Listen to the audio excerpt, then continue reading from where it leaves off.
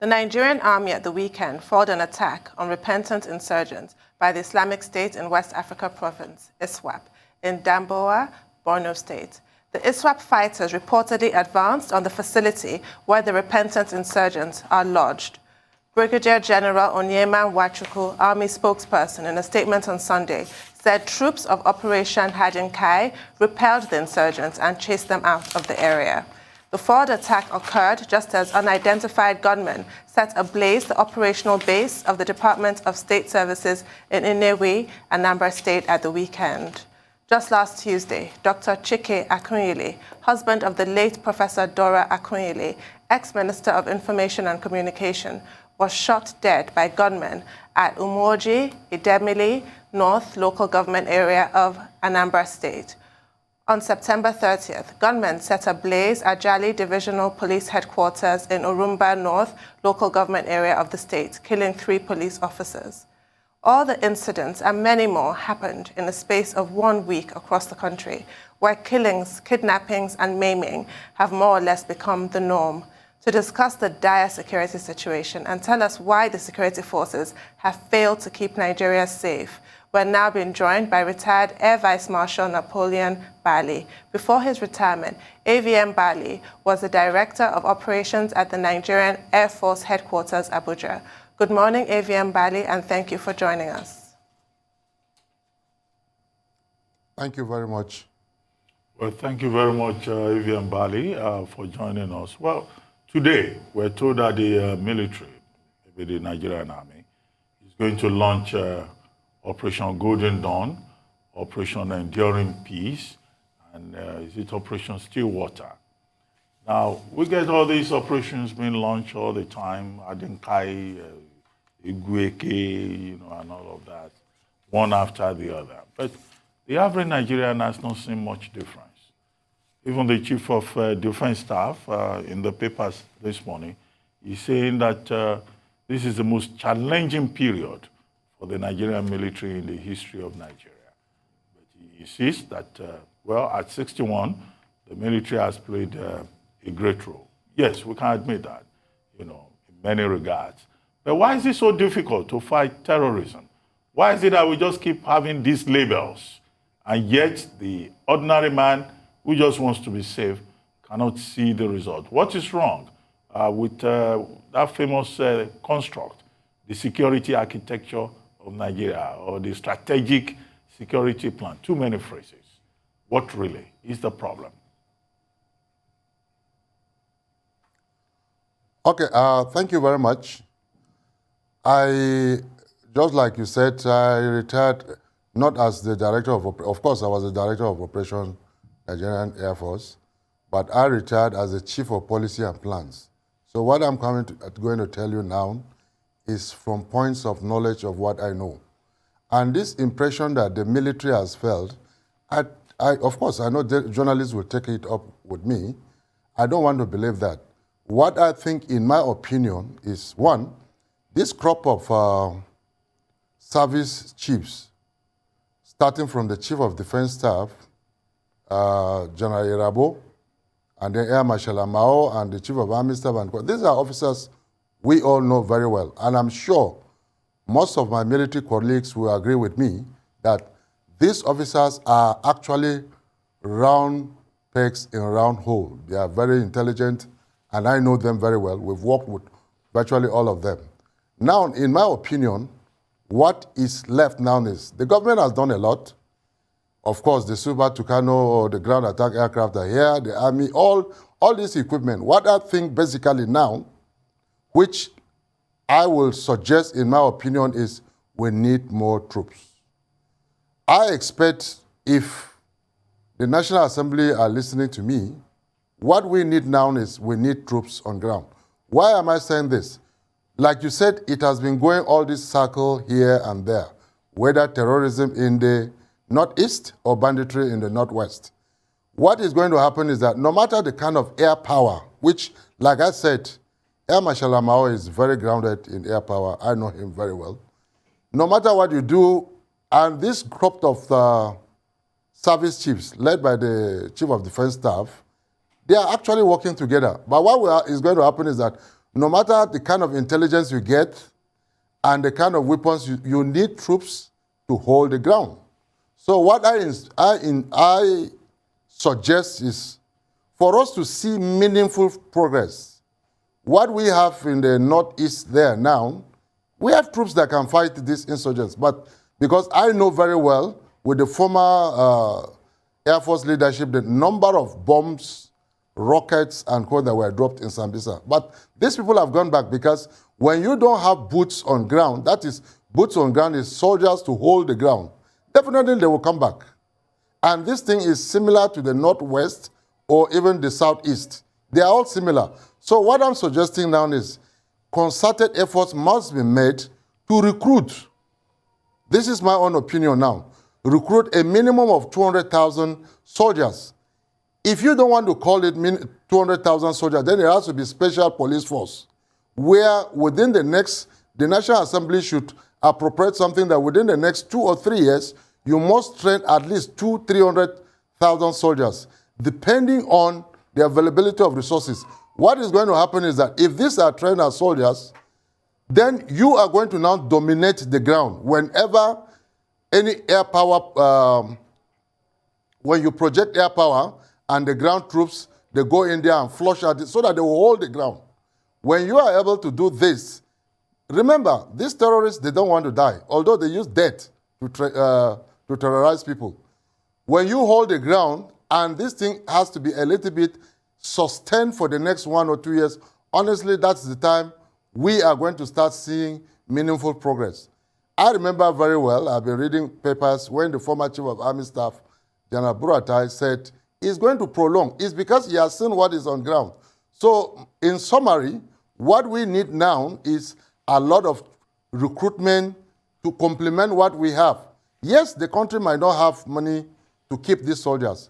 When they are going in, I assume that maybe the government will say, let's recruit about 300 soldiers and kind of like emergency, just like what was done during the Civil War.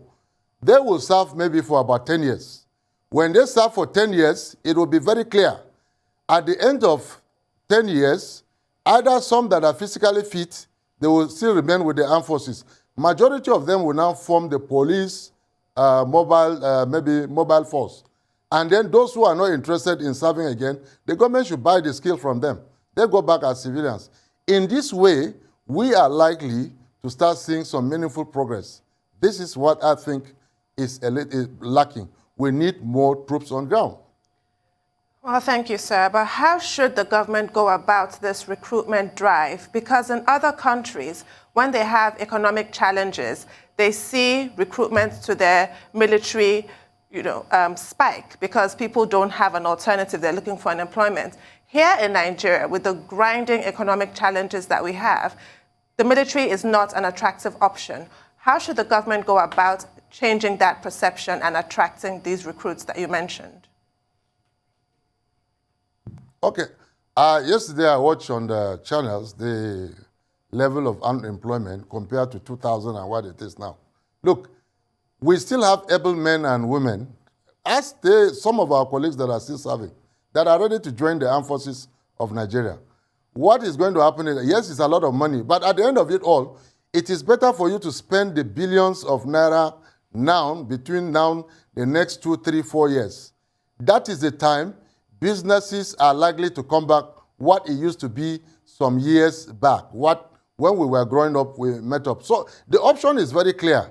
It's either you continue this piecemeal, like I said, a lot of equipment have been procured for the military, but what I think is lacking now is massive recruitment, and this concerted effort has to be done by the National Assembly to collaborate with the executive to direct the military, come up with a strategy where we have at least trained, and I'm telling you, a lot of people are ready to join the military.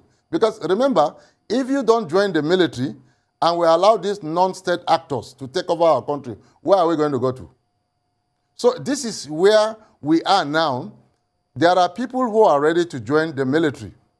And I'm telling you, you may ask me that, okay, most likely what we have on ground now, maybe they are overstretched. We have a lot of big military institutions all over the country.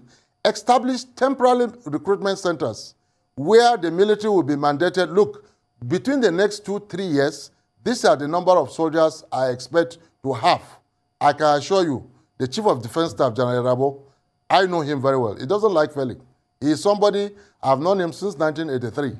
And of course, with our Oga as the NSA, I can tell you these things are doable. And there will be enough Nigerians that will be ready to join, because this is defense of our father's land. To avoid all these things journalists are saying, going around and around. Yes, I agree with you. Because I know with the amount of money and with the well-advertised arrival of the Super Tucano, you expect that after 8 years that these people are, after 8 months that this current leadership of the armed forces are on ground, you should see something. So I'm not surprised what you are saying. But what I think, in my opinion, that is lacking now is for the government to direct the military, let us do massive recruitment, temporary, most likely for about 10 years. I am sure when you have a committee that will sit down and come up, they will finalize what I'm talking about now. That's the only way we can see meaningful progress.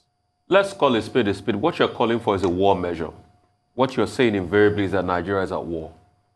I'd like to ask, what about the approach we've used in the past?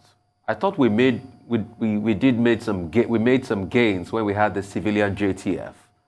What happened to that? Some people have muted the idea for, how about state police? Rather than saying, okay, put more boots on the ground, how about state police? How about people coming in there and state government coordinating things with the military, with the hunters and the like? Is it not the best time for state police? Because you see, when we muted the idea of Amotekun, there was a lot of pushback. But people will argue that since Amotekun has started work, it had brought some sanity to the kidnappings and the crimes in the Southwest. So is this not the time for state police? Is this not the time to have sort of like the National Guard you have in America? I think they've got over 400,000 of them. And if you know the history of the National Guard, they were militias that were converted to protect almost every state. And a lot of people are arguing that don't we have enough, paramilitary forces? I remember the civil defense too, that was supposed to secure and just create order during the Civil War. They too now carry weapons. So how about that idea? Is this not just the time for state police straight on? Since we're in a war situation, like you said.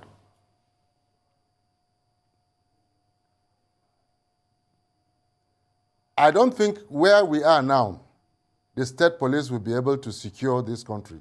National Guard, I agree with you. That's why I said, when I suggested this issue of massive recruitment, yes, you can call them National Guard, but the idea is that the kind of weapons these terrorists and bandits have, I can assure you, Amotekun that you are talking about, come on, let's not just... Is it not the time to put laws in place to make it easy for Amotekun to carry those sophisticated weapons too? Is this not the time? Because if bandits can carry all these sophisticated weapons, why can't Amotekun too carry these sophisticated weapons to fight them, since it's in the interest and security of people? Because every pronouncement we've had has not worked. They've said collect weapon from bandits, shoot at sight any bandits you carrying an AK-47. All of that has not worked. So is it not the time for even Stevens to make this Amotekun or National Guard or state police carry sophisticated weapons? I mean, the SWAT in America carry M16s or AR-15s and the likes, which are sophisticated weapons, or M16s, which are military grade. What you are suggesting is similar to what I'm saying. Remember that Amotekun, these bandits we are talking about, they are non-state actors. Amotekun cannot just start carrying the kind of weapons. Remember that these bandits and terrorists get these weapons illegally. Illegally. Amotekun can, if you are going to legalize Amotekun to start doing that, why can't you then centralize it? Since we are practicing a central government, why don't you just centralize it? No, but we're a federal state. There's supposed to be state autonomy. The states are supposed to have autonomy. We are practicing federalism. There's a federal physical structure where the states are supposed to be states within the states. So we are not practicing a centralized unit. I think that's where the problem starts from. Well, that's not my area to talk about now. You are saying what is on the ground. Are you not aware that we have a central post where virtually every state comes to collect? So, like I said, that is not the discourse. That's not even my own area now. What I'm just trying to tell you that Amotekun can fit in. If we have able men and women in Amotekun, they can fit in. After all, is it not to secure Nigeria before we talk about this issue of true federalism? Like I said, I don't know much about this issue of federalism and true federalism. I'm talking about security. Amotekun can also be part of these 200,000 or 300,000 soldiers I'm talking about. All we need is that mandate the military, then the number of troops they need in Southwest, it will be sent to them there. The number of troops we need in the Northeast, which is the major concern now in the Northwest, you send them to them there. But the situation whereby you want to have Amotekun here, you have to have the state police here, I can tell you the kind of weapons these people have. No state anywhere, as you said, you are talking about America. After all, this issue of armed bandits and gangsters, what is happening here is not worse than what was happening in Mexico, Colombia, and yet they were able to defeat them. The terrorism we are talking about here is not worse than what was happening in Algeria, Sri Lanka, and yet they were able to defeat them. So what I'm just trying to tell you is that the military, after all, the government has provided, like I said, they provide them with a lot of equipment. The only gap I think now is government to make concerted efforts to recruit more soldiers, national guards, or maybe mobile policemen, as you can call it. Well, but AVM, your point is well made. Allowing. I guess your point is well made. You know, you are a soldier. You don't want to discuss politics. You don't want to discuss federalism. You just want more boots on the ground. But before we go, because we're running out of time, quickly, I want you to respond to this concern about the efficiency in terms of the deployment of technology by the Air Force. We've had too many accidents coming from the Air Force. The other day in September, first week of September, we had the Air Force bombing, a civilian community in Yobe State, although Air Commodore Edward Gapquet has apologized for that, which is unusual. But too many accidents happening, within the Air Force. Is it a problem with the maintenance of the aircraft or a problem with the deployment of technology? Because you don't just need men, boots on the ground. You also need to be able to use technology.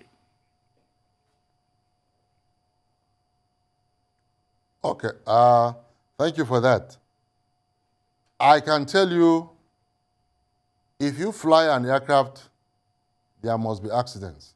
If you drive a car, there must be accidents. One thing you can understand is the Air Force as an institution, what you should be asking is, are these airplanes well maintained? I can tell you categorically they are well maintained because I was part and parcel of it up to end of 2019. Are these pilots well trained? They are, because they go for simulator and things like that. Now, to talk about accidents, I don't want to go about this issue of the mistake the Americans made in Afghanistan, because that has been discussed. Some people who said we are not flying enough to warrant those kinds. No, it is not like that. Even if you fly once, remember, even a new car can develop a fault. Bombing civilians, sometimes these things happen. And the coordination, the battle space, remember, the battle space is a complex place. And we must understand these things. But when these things happen and you start blaming the leadership, it is not even good for the morale of the troops themselves. We are not saying people should not talk about it. But one thing I can tell you, this current leadership of the Nigerian Air Force is not hiding anything. These pilots are well trained. The machines are well maintained. When accidents happen, let's just call them accidents, because accidents happen even on ground. That's what I will tell you about that. Well, I think the moral of the story is that accidents can be prevented, accidents can be minimized, and when accidents happen, it's important that those accidents do not occur as a result of negligence. But I understand you defending your constituency. Let me respond to that quickly. Like you said, accidents are prevented. I'm a trained aircraft accident investigator. Yes, when these things happen, the Air Force has always taken measures to ensure that they don't happen again. One thing I can tell you, he has sent safety officers all around the Air Force to ensure that where these gaps are, so that it will be able to fill. I agree with you. They are actually preventable, or you can minimize them. But the leadership of the Nigerian Air Force and the armed forces are doing every concerted effort to ensure that these things don't happen again. Well, thank you very much, AVM Bali, for joining us this morning on The Morning Show. Thank you very much indeed.